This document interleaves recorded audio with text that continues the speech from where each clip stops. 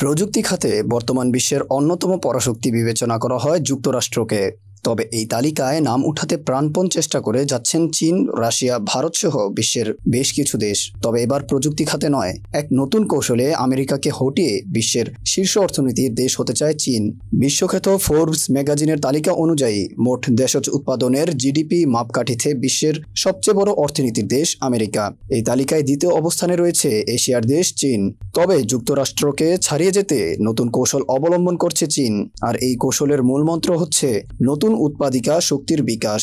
চীন অনেকদিন ধরেই উৎপাদন খাতে পরিশীলন আনার চেষ্টা করছে, সেজন্য তারা যথাযথ নীতি প্রণয়নেরও চেষ্টা করছে। সম্প্রতি তারা সেমিকন্ডাক্টর প্রকৌশলে নতুন একাডেমিক কর্মসূচি হাতে নিয়েছে। শিল্পনীতিতে দেশটি যত ব্যয় করে, যেমন ভর্তুকি ও কর ছাড়, তা আমেরিকাও করে না। নতুন প্রযুক্তির পরিচর্যা ও পুরনো শিল্প খাতের আধুনিকায়ন করে চীন পরবর্তী শিল্প বিপ্লবে নেতৃত্ব দিতে চায়। অর্থাৎ সেবা খাত নির্ভর না হয়ে চীন এখনও উৎপাদন খাতের উপর ভর করে এগোতে চাইছে।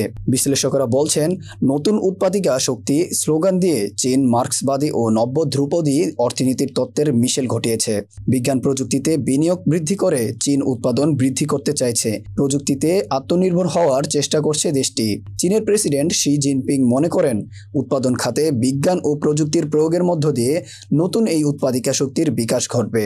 এই কথার মধ্য দিয়ে বোঝা যায়, প্রযুক্তি খাতে চীনের উচ্চাভিলাষ আগের চেয়ে বেড়েছে এবং অর্থনীতির সঙ্গে তা আরও ভালোভাবে সমন্বিত হচ্ছে। চীনের নেতারা প্রযুক্তি খাতে আত্মনির্ভরশীলতা বাড়াতে পুরো জাতিকে নিয়ে ঝাঁপিয়ে পড়ার অঙ্গীকার করেছেন। স্বাভাবিকভাবেই গত মার্চ মাসে চীনের কেন্দ্রীয় সরকার যে বাজেট দিয়েছে, সেখানে বিজ্ঞান ও প্রযুক্তি খাতে বরাদ্দ 10% বৃদ্ধি করে 50 বিলিয়ন বা 5,000 কোটি ডলারে উন্নীত করা হয়েছে। অন্য কোনো খাতে বরাদ্দ এতটা বাড়েনি।